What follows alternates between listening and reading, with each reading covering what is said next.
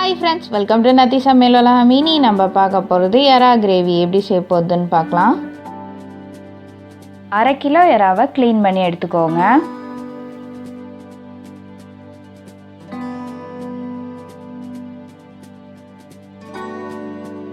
கடாயில் 3 ஸ்பூன் எண்ணெய் ஊற்றிக்கோங்க.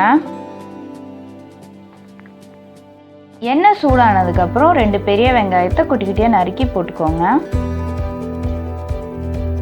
வதக்கி விட்டுக்கோங்க.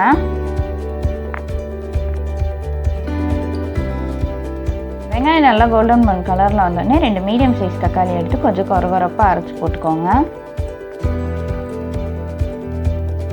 கலந்து விட்டுக்கோங்க. வெங்காயம் தக்காளி நல்லா வதங்கினதுக்கப்புறம் 1/2 ஸ்பூன் மஞ்சள்தூள் போட்டுக்கோங்க. 2 ஸ்பூன் மிளகாத்தூள் போட்டுக்கோங்க.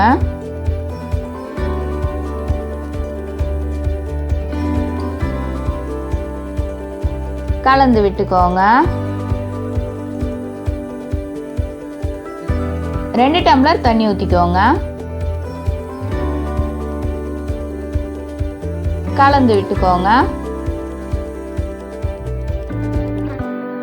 நல்லா இந்த மாதிரி கொதிச்சு வந்ததுக்கப்புறம் நம்ம கழுவி வச்ச எறாவை எடுத்து போட்டுக்கோங்க.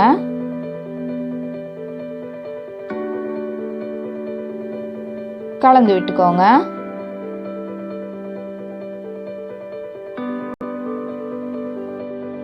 எறா நல்லா கொதிச்சு வந்ததுக்கப்புறம் 5 நிமிஷம் மூடி வச்சுருங்க. 5 நிமிஷம் ஆயிடுச்சு. எப்படி வந்திருக்குன்னு பார்க்கலாம்.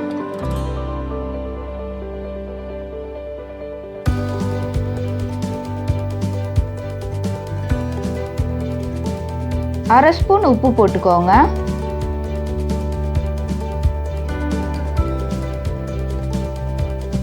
கலந்து விட்டுக்கோங்க.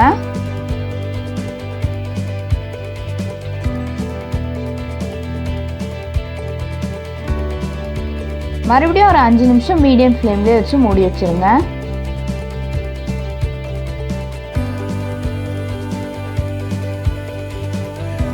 அஞ்சு நிமிஷம் ஆயிடுச்சு. எப்படி வந்திருக்குன்னு பார்க்கலாம்.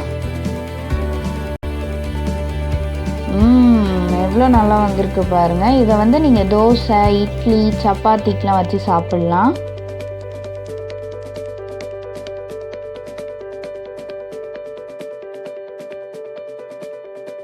நம்ம சூப்பரான எறா கிரேவி ரெடி ஆகிடுச்சு.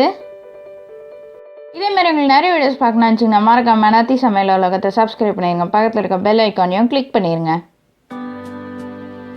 தேங்க்யூ ஃபார் வாட்சிங்.